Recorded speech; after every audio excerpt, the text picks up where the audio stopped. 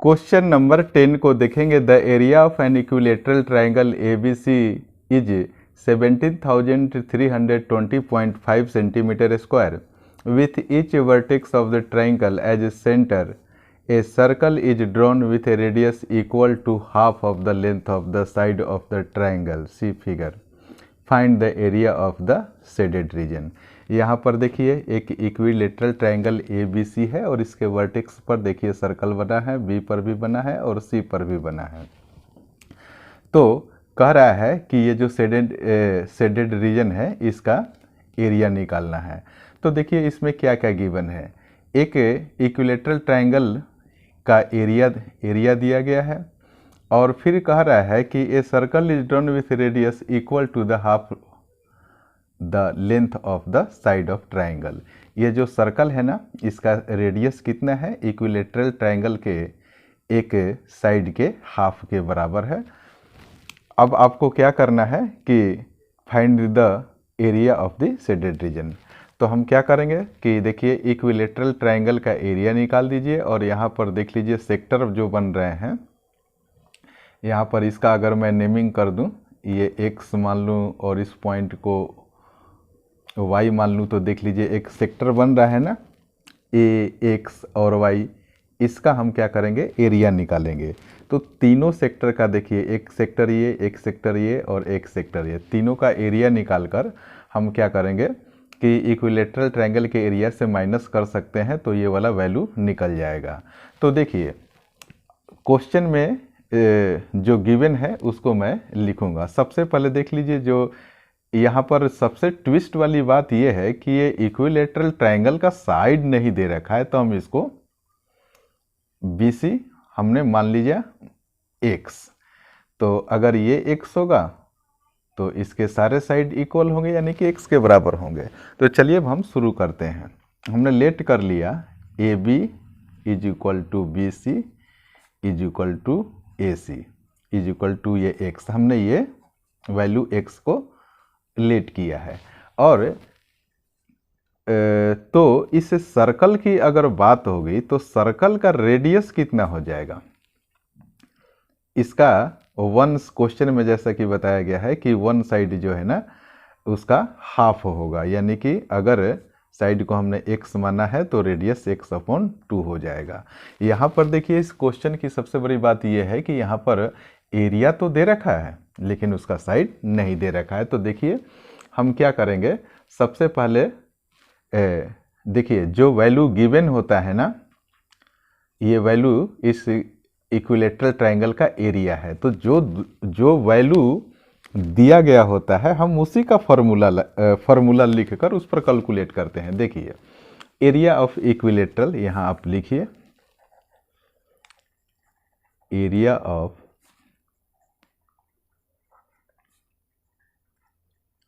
Equilateral triangle ABC is equal to क्या होता है, √3/4 इंटू साइड का स्क्वायर। तो देखिए यहाँ पर एरिया ऑफ इक्विलेटरल ट्रायंगल ये वैल्यू दिया गया है, तो मैं इसे लिख दे रहा हूँ 17320.5 इज इक्वल टू, और ये वाला पार्ट आप एज यूजुअल लिख दीजिए। यहाँ पर देखिए साइड को हमने क्या माना है, x माना है, तो यहाँ पर x² कर दीजिए। अब देखिए यहाँ पर 1 लिख सकते हैं। अब हम क्या करेंगे, इसको क्रॉस मल्टीप्लिकेशन जरा आप कीजिए। तो देखिए सबसे पहले हम ऐसे मल्टीप्लाई कर रहे हैं, यानी कि √3x² इज इक्वल टू, अब ऐसे तिरछे हम मल्टीप्लाई करेंगे, यानी कि 17320.5 मल्टीप्लाई बाई क्या हो जाएगा, 4 हो जाएगा। तो x² इज इक्वल टू क्या हो जाएगा, ये √3 इसके डिवाइड में चला जाएगा। और देखिए √3 का वैल्यू आपको लिखना है 1.73205 गिवन है और पाई का वैल्यू 3.14 आपको लेना है इस क्वेश्चन में जब आप सॉल्व करेंगे। तो देखिए यहाँ पर मैं लिख दिया 1732 पॉइंट ये 5 और मल्टीप्लाई बाई 4, तो ये √3 इसके नीचे आ जाएगा। तो डायरेक्ट अब हम ये √3, चलो मैं इसे लिख दे रहा हूँ, √3 हो गया। यहाँ पर क्या करेंगे, इधर x² है तो इसको रहने दीजिए, यहाँ पर देखिए जो वैल्यू है आप उसे उतार दीजिए। 1732 और डेसिमल 5 है, मल्टीप्लाई में 4 है तो हमने 4 लिख दिया। और देखिए क्वेश्चन के अकॉर्डिंग √3 का वैल्यू हमें लिखना है 1.732 और 5। तो देखिए हम यहाँ पर करेंगे क्या, इसको रिमूव करेंगे तो ऊपर एक 1 आ गया, 1 2 3 4 5, तो यहाँ पर 1 2 3 4 और 5 0 लगा दीजिए। ठीक उसी तरीके से यहाँ पर डिसिमल को रिमूव करेंगे तो नीचे 1 आ जाएगा और 1 डिजिट है तो यहाँ पर हम 1 डिजिट लगा देंगे। अब देखिए इस 173205 बिल्कुल ये नंबर और ये बिल्कुल ये नंबर सेम है, तो हमने इसको कैंसिल कर दिया। अब फिर आप क्या कर सकते हैं, ये देखिए इस 1 0 से ये 1 0 को कैंसिल हमने कर दिया, तो यहाँ पर बचा 4 और मल्टीप्लाई में 1 पर 1 2 3 4 0 है, तो हमने 1 2 3 और 4 0 लगा दिया।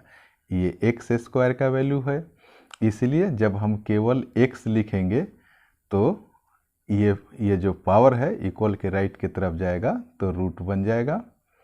तो यहाँ पर फिर आप लिख दीजिए 4 और मल्टीप्लाई में 1 पर 4 0, तो हमने इसको लिख दिया।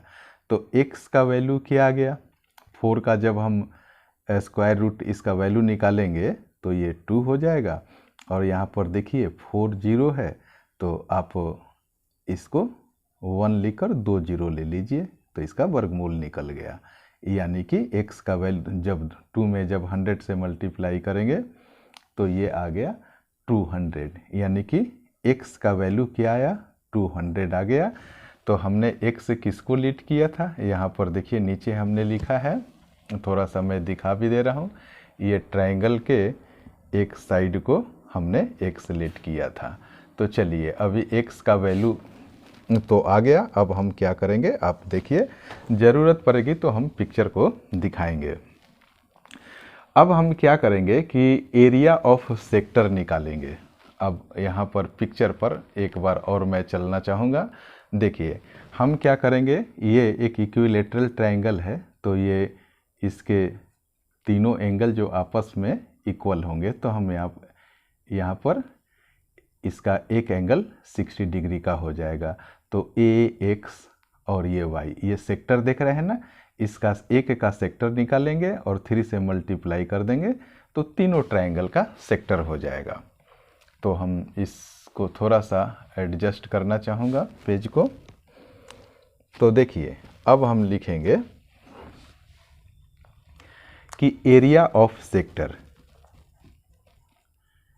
एरिया ऑफ सेक्टर, इसका फॉर्मूला क्या होता है, θ/300 60 डिग्री मल्टीप्लाई बाई πr²। तो देखिए यहाँ तो ये 1 सेक्टर का हो गया, तो हमें 3 सेक्टर का कैलकुलेट करना है, तो यहाँ पर आप 3 से मल्टीप्लाई कर दीजिए, यानी कि यहाँ पर हम 3 लिख देंगे, मल्टीप्लाई कर देंगे 3 से। अब वैल्यू को पुट कर दीजिए आप ज़रा, तो हमने लिख दिया थीटा का वैल्यू, अभी आपको हमने दिखाया था 3 लिख दिया पहले, ये ऊपर यहाँ 3 है, हमने यहाँ 3 लिख दिया। थीटा के जगह पर हम क्या लिखेंगे, 60 लिखेंगे और 360। और देखिए पाई की जगह पर जैसा कि क्वेश्चन में निर्देश दिया गया था 3.14 लिखेंगे, और r का वैल्यू हम क्या लिखेंगे, r का वैल्यू x/2 आया था। मैं यहाँ पर फिर से लिख दे रहा हूँ, जो रेडियस है वो x का वैल्यू हमने अभी 200 निकाला है, तो r अपॉन x अपॉन 2, तो x है 200, तो 200 में जब 2 से डिवाइड करेंगे तो ये 100 आ गया, और जो थीटा है वो है 60 डिग्री। हमने इसका भी मेंशन कर दिया यहाँ पर, इसको आप ध्यान में रखेंगे। तो अब हम देखिए क्या करेंगे कि पाई का वैल्यू 3.14 लिख दिया, आर का वैल्यू भी अभी हमने यहाँ पर निकाला है। देखिए ये 100 है, तो हमने यहाँ पर 100 और मल्टीप्लाई बाई 100 कर दिया, क्योंकि आर का स्क्वायर है। एक जीरो से एक जीरो कैंसिल हो गया, 6 1 जा 6 और 6 6 जा 36। अब देखिए इस 3 से हम इस 6 को 2 टाइम में कैंसिल करेंगे। यहाँ पर देखिए डिसिमल को रिमूव कीजिए, तो अपॉन में 1 आ गया, 2 डिजिट है तो आप 2 जीरो लगा दीजिए, ये 100 से 100 को कैंसिल कर दीजिए।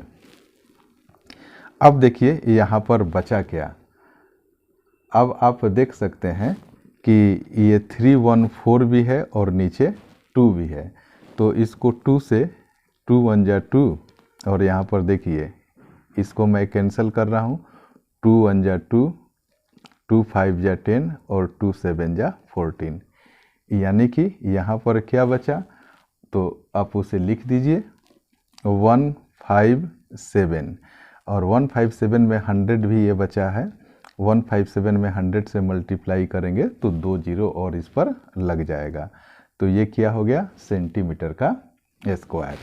तो देखिए हमने क्या निकाला, अभी एरिया ऑफ सेक्टर निकाल दिया, और वो भी तीनों सेक्टर्स का हमने एरिया निकाल दिया। अब इसको हम क्या करेंगे, अब इसको हम क्या करेंगे कि इस वैल्यू को हम ट्रायंगल के एरिया में से हम इस वैल्यू को सब्ट्रैक्ट करेंगे।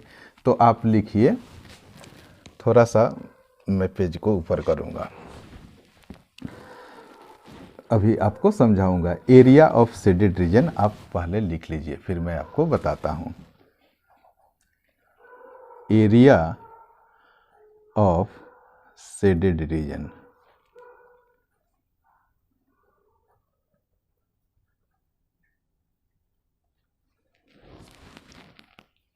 तो देखिए एक बार मैं क्वेश्चन के ऊपर आपको लेकर चलना चाहूँगा। क्वेश्चन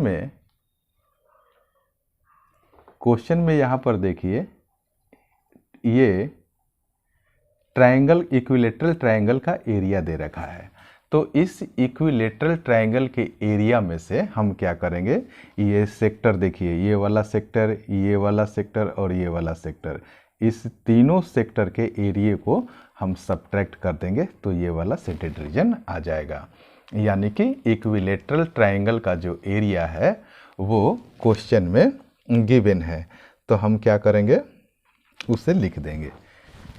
एरिया दिया गया है 1732.5, और ये देखिए हमने अभी ये वैल्यू कैलकुलेट किया है, ये कौन सी वैल्यू है, 3 सेक्टर्स का एरिया है, तो हम लिख देंगे 15700। जब इसको हम सब्ट्रैक्ट करेंगे तो वैल्यू निकल कर आएगा 162.5। एरिया कैलकुलेट कर रहे हैं तो ये सेंटीमीटर का स्क्वायर हो गया। क्वेश्चन नंबर 11 को देखेंगे। On A square handkerchief 9 circular design each of radius 7 centimeter are made. See figure. Find the area of remaining portion of the handkerchief. देखिए कह रहा है कि एक वर्गाकार यानी कि एक स्क्वायर हैंडकरचीफ है, और इसमें देख रहे हैं पिक्चर में कि इसमें 9 सर्कुलर डिजाइंस किए गए हैं। ये जो सर्कल देख रहे हैं ना, इस सर्कल पर डिजाइनिंग किया गया है, और कह रहा है कि ईच ऑफ रेडियस 7 सेंटीमीटर, और इसका रेडियस कितना है, 7 सेंटीमीटर है। तो find the area of remaining portion. तो देखिए रिमेनिंग पोर्शन यानी कि ये जो हमने थोड़ा सा शेडेड करके दिखाया है ना, इसको रिमेनिंग पोर्शन आप मान कर चलिए। तो इसको हमें क्या करना है, उसका एरिया कैलकुलेट करना है। तो सिंपल सा फंडा यह है कि हम स्क्वायर के एरिया को निकालेंगे और उसमें से 9 सर्कुलर एरिया का रेशियो, सर्कुलर एरिया निकालकर हम स्क्वायर के एरिया में से सब्ट्रैक्ट करेंगे। लेकिन दिक्कत वाली बात यह है कि इस स्क्वायर का साइड नहीं दिया गया है। तो आप देखिए, अगर मान लीजिए कि 3 सर्कल अगर ज्वाइंट हैं, तो अगर मैं यहाँ से लेकर यहाँ तक जो लाइन खींचूंगा, यानी कि तीनों सर्कल के जो डायमीटर है ना, मैं यहाँ पर भी थोड़ा सा दिखा दे रहा हूँ, तीनों सर्कल के डायमीटर को जब ऐड कर देंगे तो देखिए ये सर्कल यहाँ से साइड को टच कर रहा है और ये वाला सर्कल भी स्क्वायर के साइड को टच कर रहा है।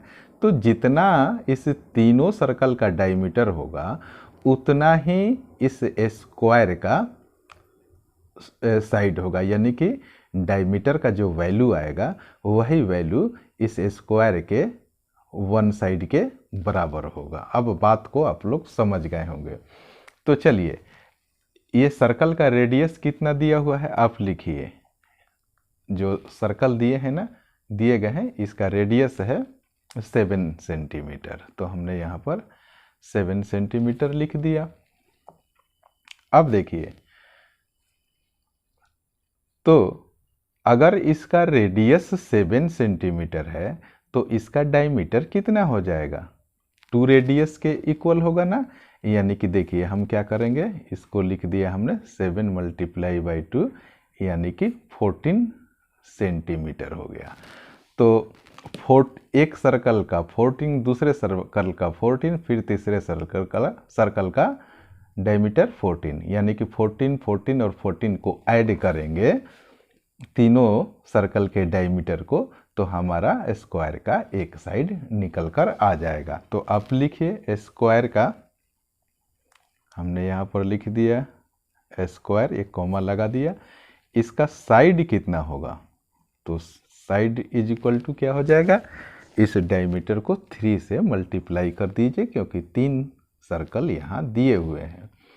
तो हमने यहाँ पर लिख दिया 14। अब 3 से 14 में हम जब मल्टीप्लाई करेंगे तो 42 सेंटीमीटर आ गया। अब उम्मीद करता हूँ कि आप लोग इसे खूब बढ़िया से समझ रहे होंगे। अब जब एक सर्कल का एक स्क्वायर का जब साइड निकल कर आ गया तो आप उसका एरिया भी आसानी से निकाल सकते हैं। तो लिखिए area of square, area of square is equal to क्या होता है, साइड का स्क्वायर। तब तो हम आसानी से कैलकुलेट कर सकते हैं। यहाँ पर देखिए साइड कितना है, 42 सेंटीमीटर। तो हमने क्या लिख दिया, 42 का द होल स्क्वायर। अब 42 में 42 से मल्टीप्लाई करेंगे तो ये आ जाएगा 1764। तो हमने लिख दिया 1764। एरिया है और यूनिट सेंटीमीटर है तो सेंटीमीटर का स्क्वायर कर दीजिए। अब हम क्या करेंगे कि देखिए, अब स्क्वायर का एरिया तो हमने निकाल दिया। अब इस स्क्वायर के एरिया में से 9 सर्कल के एरिया को हम क्या करेंगे, सब्ट्रैक्ट करेंगे। तो पहले आप निकाल दीजिए एरिया ऑफ 9 डिजाइंड सर्कल। ये सर्कल पर डिजाइनिंग किए हुए हैं इसलिए मैंने लिख दिया डिजाइंड सर्कल। तो इसको हम क्या लिखेंगे, एरिया ऑफ सर्कल क्या होता है, पाई आर स्क्वायर होता है। तो पहले मैंने लिख दिया पाई आर स्क्वायर। 9 सर्कल्स है ना, तो हमने इसलिए 9 से मल्टीप्लाई कर दिया। अब देखिए हम क्या करेंगे, थोड़ा सा पेज को ऊपर मैं करूँगा। अब इसको आप लिख दीजिए 9 और यहाँ देखिए पाई है तो पाई के जगह पर 22/7 लिख दीजिए। आर का वैल्यू कितना है, 7 सेंटीमीटर है, तो आर स्क्वायर है तो 7 × 7 कर दीजिए। एक 7 से इस एक 7 को कैंसिल कर दीजिए। अब 9 में 22 से और फिर 7 से मल्टीप्लाई कीजिए तो ये आएगा 1386 सेंटीमीटर स्क्वायर। अब हमें क्या करना है कि अब हमने एरिया ऑफ 9 डिजाइंड सर्कल को निकाल दिया। अब हमें क्या करना है कि एरिया ऑफ रिमेनिंग पोर्शन करना है। ये जो रिमेनिंग पोर्शन रह गए हैं ना, जिसको मैं सेलेक्ट करके दिखाया हूँ, तो एरिया ऑफ रिमेनिंग पोर्शन हमें कैलकुलेट करना है।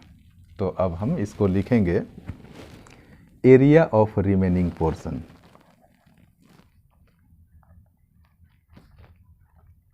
Area of remaining portion. तो रिमेनिंग पोर्शन का एरिया निकालने के लिए हम क्या करेंगे, देखिए ये जो पोर्शन है ना जिसको शेडेड करके दिखा रखा है, तो सर्कल में जितने भी रिमेनिंग पोर्शन बच गए हैं उसका एरिया निकालना है।